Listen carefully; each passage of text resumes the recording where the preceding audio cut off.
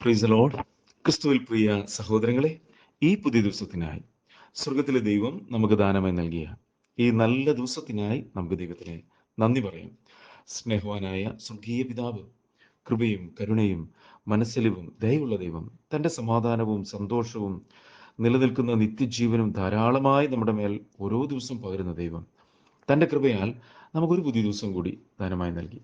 ഈ പുതിയ ദിവസം ദൈവസ്നേഹത്തിൻ്റെ ആഴങ്ങൾ അനുഭവിപ്പാൻ, ദൈവ സമാധാനം അനുഭവിപ്പാൻ, ദൈവത്തോട് ചേർന്ന് നടപ്പാൻ, ദൈവത്തിൻ്റെ ഇഷ്ടം നമ്മുടെ ശുദ്ധീകരണമാണെന്ന് ദൈവവചനം നമ്മെ ഓർമ്മപ്പെടുത്തുകയാൽ, ദൈവത്തിൻ്റെ ആത്മാവിനാൽ നയിക്കപ്പെട്ടുകൊണ്ട് ദൈവവചന അനുസരണത്തിൽ കൂടി ശുദ്ധീകരണം പ്രാപിപ്പാനൊക്കെ ദൈവത്തിൻ്റെ ആത്മാവ്, പരിശുദ്ധാത്മാവ് നമ്മെ സഹായിക്കട്ടെ.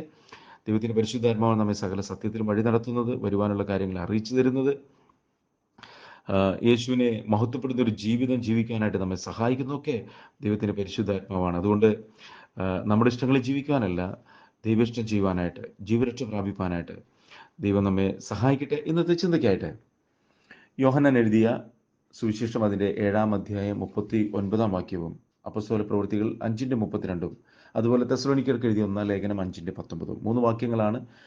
ആ 3 വാക്യങ്ങളിലും ദൈവത്തിൻ്റെ ആത്മാവിനെ കുറിച്ച് വിവിധമായ കാര്യങ്ങൾ രേഖപ്പെടുത്തിയിരിക്കുകയാണ്.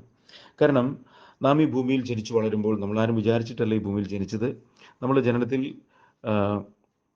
നമുക്ക് പങ്കില്ല. ദൈവമാണ് നമ്മെ അതിശയം ഭയങ്കരമായി സൃഷ്ടിച്ചിരിക്കുന്നത്.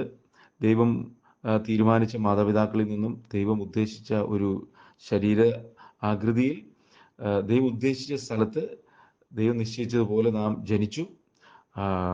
ദൈവം നൽകിയതല്ല നമ്മുടെ ജീവിതത്തിൽ ഒന്നുമില്ല. ദൈവമാണ് നമ്മെ അതിശയം ഭയങ്കരമായി സൃഷ്ടിച്ചതെന്ന് ദൈവവചനം ഓർമ്മപ്പെടുത്തുന്നു. ലോകസ്ഥാപനത്തിന് മുമ്പേ ഞാൻ നിന്നെ കണ്ടിരിക്കുന്നു എന്ന് ദൈവവചനം നമ്മെ ഓർമ്മപ്പെടുത്തുന്നു. എൻ്റെ അമ്മയുടെ ഉദരത്തിൽ ഉരുവാകുന്നതിന് മുമ്പേ ഞാൻ നിന്നെ കണ്ടിരിക്കുന്നു എന്നും ദൈവവചനം നമ്മെ ഓർമ്മപ്പെടുത്തും. അപ്പോൾ ഈ ഭൂമിയിൽ ജനിച്ച് ജീവിച്ച് വളരുന്ന കാലയളവിൽ എന്നെ സൃഷ്ടിച്ച ദൈവത്തിന് എന്നെക്കുറിച്ചൊരു ഉദ്ദേശമുണ്ട് എന്ന് തിരിച്ചറിയുന്ന ഒരു വ്യക്തി തൻ്റെതായിട്ടുള്ള ഇഷ്ടങ്ങളിൽ നിന്നൊക്കെ മാറി ഒരു ദൈവമുണ്ട്, അങ്ങനെയെങ്കിൽ ആ ദൈവത്തിൻ്റെ ഇഷ്ടം എന്താണെന്ന് തിരിച്ചറിഞ്ഞ് ദൈവത്തെ പിൻപറ്റുവാൻ ആഗ്രഹിക്കുമ്പോൾ അവിടെ ആ വ്യക്തി തിരിച്ചറിയണം, എൻ്റെ കഴിവുകൾ കൊണ്ടോ എൻ്റെ ശക്തി കൊണ്ടോ എൻ്റെ പാരമ്പര്യങ്ങൾ കൊണ്ടൊന്നും ദൈവത്തെ പ്രസാദിപ്പിക്കാൻ സാധിക്കത്തില്ല. കാരണം പാപം എന്നെയും ദൈവത്തെയും തമ്മിൽ അകറ്റി.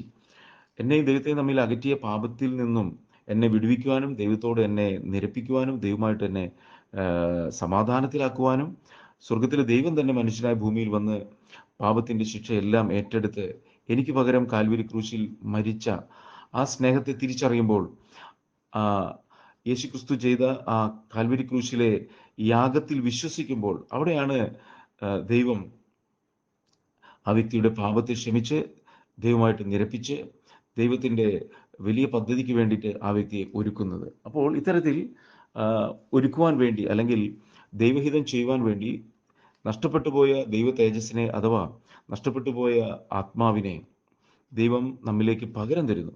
അപ്പോൾ ഇവിടെ യോഹന്നാന്റെ സുവിശേഷം 7-ാം അധ്യായം 39-ാമത്തെ വാക്യത്തിൽ പറയുന്നത്, യേശു ഇത് തന്നിൽ വിശ്വസിക്കുന്നവർക്ക് ലഭിക്കാനുള്ള ആത്മാവിനെ കുറിച്ചാകുന്നു പറയുന്നത്. അപ്പോൾ ഒരു വ്യക്തി യേശു ക്രിസ്തുവിൽ വിശ്വസിക്കുമ്പോഴാണ് ദൈവത്തിൻ്റെ പരിശുദ്ധാത്മാവ് അവൻ്റെ ആത്മാവിലേക്ക് വന്ന് അവൻ്റെ ആത്മാവിനെ ജീവിപ്പിക്കുന്നത്.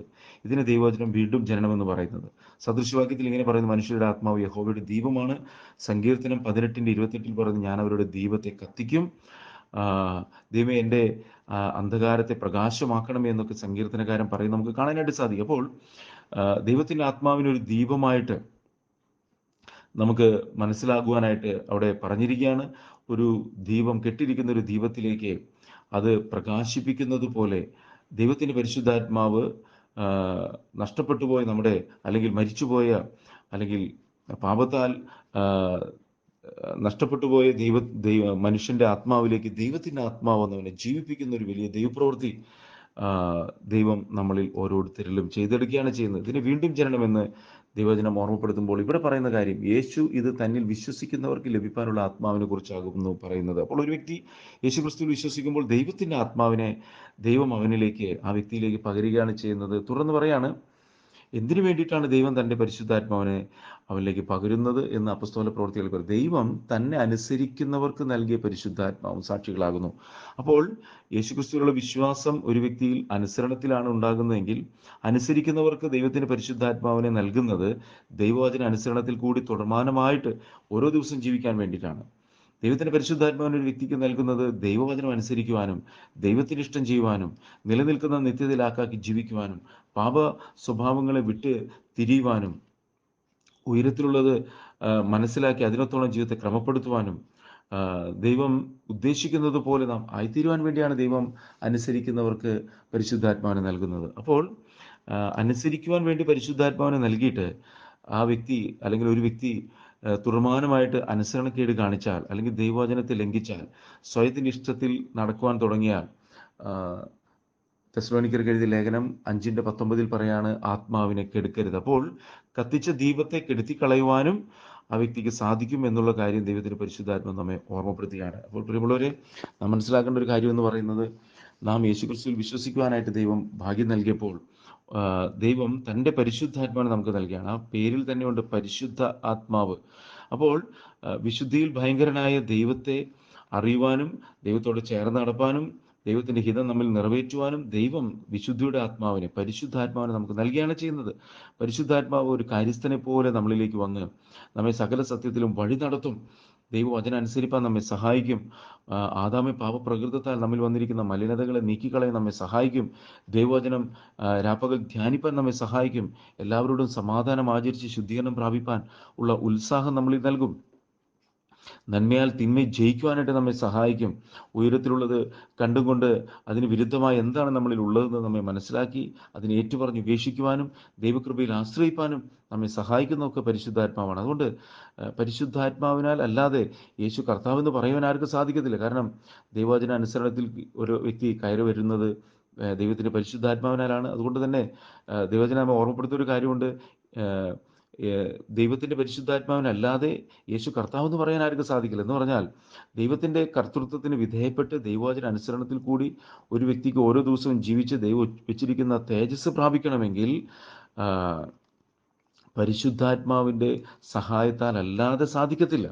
അപ്പോൾ പലരും യേശുവേ നീ കർത്താവ് എന്നൊക്കെ പറയുന്നുണ്ടെങ്കിലും കർത്തൃത്വത്തിന് വിധേയപ്പെടുവാൻ പലർക്കും സാധിക്കാത്തതിൻ്റെ കാരണമെന്ന് പറയുന്നത് ദൈവത്തിൻ്റെ പരിശുദ്ധാത്മാവ് ആ വ്യക്തിയിലേക്ക് വരാത്തത് കൊണ്ടാണ്.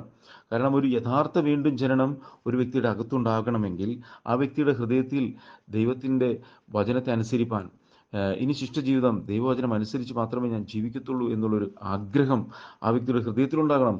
എന്നിരുന്നാൽ മാത്രമേ ദൈവത്തിൻ്റെ പരിശുദ്ധാത്മാവ് ആ വ്യക്തിയിലേക്ക് വരുന്നുള്ളൂ. അപ്പോൾ അതുകൊണ്ട് നമ്മളെ പുറമേയുള്ള എന്തെങ്കിലും കാര്യങ്ങളെയല്ല ദൈവം നോക്കുന്നത് എന്നുള്ള കാര്യം നാം മറന്നു പോകരുത്. ദൈവം ഹൃദയത്തെ നോക്കുന്നു, അന്തരേന്ദ്രിയത്തെ ശോധന ചെയ്യുന്നു, ഉൾപ്പുകളെ ശോധന ചെയ്യുന്നു. അപ്പോൾ ഒരു വ്യക്തിയുടെ ഹൃദയത്തിൽ ദൈവം ഇനി എൻ്റെ ശിഷ്ടജീവിതം എൻ്റെ ഇഷ്ടങ്ങൾക്കൊത്തവണ്ണമല്ല ദൈവം, അങ്ങയുടെ ഇഷ്ടം ചെയ്യുവാനായിട്ട് ഞാൻ എന്നെ സമർപ്പിക്കുന്നു, അതിനായിട്ട് എന്നെ സഹായിക്കണം എന്ന് ഒരു വ്യക്തി ഹൃദയത്തിൽ ആഗ്രഹിക്കുമ്പോൾ ഹൃദയത്തിലെ ആഗ്രഹത്തെ കാണുന്ന ദൈവമാണ് തൻ്റെ ആത്മാവിനെ അവനിലേക്ക് പകരുന്നത്. അത് ആ വ്യക്തിയെ വെളിച്ചത്തിൽ നടക്കുവാൻ, സത്യത്തിൽ നടക്കുവാൻ, വിശുദ്ധിയിൽ നടക്കുവാൻ, ലോകമോഹങ്ങളെ വിട്ടു ജീവിപ്പാൻ, ഉയരത്തിൽ കാണുവാനായിട്ട്, അങ്ങനെ ദൈവവചനം എന്തൊക്കെ പറഞ്ഞിരിക്കുന്നു അതെല്ലാം ചെയ്തെടുത്ത് പുത്രനായ യേശുവിൻ്റെ അതേ സ്വരൂപത്തോട് നമ്മെ അനുരൂപമാക്കിയെടുക്കുവാനായിട്ട് നമ്മെ സഹായിക്കുന്നത് പരിശുദ്ധാത്മാവാണ്. അതുകൊണ്ട് ഇവിടെ പറയുന്ന യേശു ഇത് തന്നിൽ വിശ്വസിക്കുന്നവർക്ക് ലഭിക്കാനുള്ള ആത്മാവിനെ കുറിച്ചാകുന്നു പറഞ്ഞത്. അപ്പോൾ നമ്മൾ വിശ്വസിക്കുമ്പോൾ നമുക്ക് നൽകുന്നത് ദൈവത്തിൻ്റെ പരിശുദ്ധാത്മാവിനെയാണ്. മാത്രമല്ല അവിടെ പറയാണ് തന്നെ അനുസരിക്കുന്നവർക്ക് നൽകിയ ആത്മാവ്. അപ്പോൾ ദൈവത്തിൻ്റെ പരിശുദ്ധാത്മാവ് നമ്മിലേക്ക് വരുന്നത് ദൈവവചന അനുസരണത്തിൽ കൂടി തുടർമാനമായി നടക്കുവാൻ വേണ്ടിയാണെന്നുള്ള കാര്യം നാം മറന്നു പോകരുത്. ദൈവത്തിൻ്റെ പരിശുദ്ധാത്മാവിനെ നമ്മൾ ദുഃഖിപ്പിക്കരുത്, നിന്ദിക്കരുത്, എതിർക്കരുത്, കെടുക്കരുത്. അപ്പോൾ ദൈവത്തിൻ്റെ പരിശുദ്ധാത്മാവ് വന്നിട്ട് നമ്മൾ പരിശുദ്ധാത്മാവിനെ നിന്ദിക്കുകയും എതിർക്കുകയും ഒക്കെ ചെയ്തു കഴിഞ്ഞാൽ പരിശുദ്ധാത്മ സാന്നിധ്യം നമ്മളിന്ന് വിട്ടുപോകും. അതാണ് കെടുക്കുക എന്ന് പറയുന്നത്. അപ്പോൾ നമ്മുടെ ജീവിതത്തിലേക്ക് നോക്കണം. നമ്മൾ ഒരിക്കലും ദൈവത്തിൻ്റെ പരിശുദ്ധാത്മാവിനെ ദുഃഖിപ്പിക്കുന്ന ജീവിതം നാം ജീവിക്കരുത്. ദൈവാത്മാവിനെ തന്നെ നയിക്കപ്പെടാനായിട്ട് നാം നമ്മെ തന്നെ സമർപ്പിക്കണം.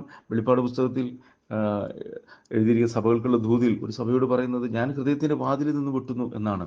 നീ ശബ്ദം കേട്ട് ഹൃദയത്തിൻ്റെ വാതിൽ തുറന്ന് ഞാൻ നിന്നോട് കൂടെ വസിക്കുമെന്നാണ് പറയുന്നത്. അപ്പോൾ ദൈവസാന്നിധ്യം കെട്ടുപോയി, ദൈവാത്മാവ് നഷ്ടപ്പെട്ടു പോയ സഭയാണത്. അപ്പോൾ നാം മനസ്സിലാക്കേണ്ട കാര്യം, നമ്മുടെ ജീവിതത്തിൽ ഒരിക്കലും ദൈവത്തിൻ്റെ പരിശുദ്ധാത്മാവിനെ കെടുത്തുന്നൊരു ജീവിതം ജീവിക്കരുത്. ദൈവാത്മാവിനെ തന്നെ നയിക്കപ്പെടുവാനായിട്ട് ദൈവത്തിൻ്റെ ആത്മാവ് നമ്മെ സഹായിക്കട്ടെ. അത് നമ്മെ നിലനിൽക്കുന്ന നിത്യ തേജസ്സിൽ നിത്യനായ ദൈവത്തോടു കൂടെ വസിക്കുന്ന തേജസ്സിൻ്റെ മക്കളാക്കി നമ്മളെ ഒരുക്കിയെടുക്കും. പ്രാർത്ഥിക്കാം. കർത്താവ് സ്വർഗ്ഗസ്ഥ പിതാവേ, അളവറ്റ കൃപയും കരുണയും സ്നേഹം ഞങ്ങളുടെ മേൽ പകരുന്ന ദൈവമേ, ഞങ്ങൾ ഓരോരുത്തരും ദൈവത്തിൻ്റെ പരിശുദ്ധാത്മാവിനെ നൽകുകയും പരിശുദ്ധാത്മാവ് നയിക്കപ്പെടുവാൻ സഹായിക്കുകയും ദൈവത്തിൻ്റെ ഹിതം തിരിച്ചറിഞ്ഞുകൊണ്ട് മനസ്സ് പുതുക്കുവാനായിട്ട് ഈ ശബ്ദം കേൾക്കുന്ന ഓരോ മക്കളെയും അങ്ങ് സഹായിക്കണമേ എന്ന് പ്രാർത്ഥിക്കുന്നു. കൃപ പകരണമേ. ഹൃദയത്തിൻ്റെ മുറികൾ സൗഖ്യമാക്കണം. വേദനകൾ എടുത്തു മാറ്റണം. ഭയങ്ങളെ, ഭീതികളെ, ഉത്കണ്ഠകളെ എല്ലാം നീക്കണം. സകലബുദ്ധിയും കവിദേവിക സമാധാന ക്രിസ്തുവേശുവിൽ ഹൃദയങ്ങളെ നിലവിളെയും കാക്കണമേ എന്ന് പ്രാർത്ഥിക്കുന്നു. കർത്താവിൻ്റെ പരിശുദ്ധാത്മാവ് ചെയ്യുന്ന കൃപകൾക്കാൻ നന്ദി. യേശു ക്രിസ്തുവിൻ നാമത്തിൽ പ്രാർത്ഥിക്കുമ്പോൾ കൃപ തോന്നി കേൾക്കണം സ്വർഗീയ പിതാവേ. ആമേൻ. God bless U.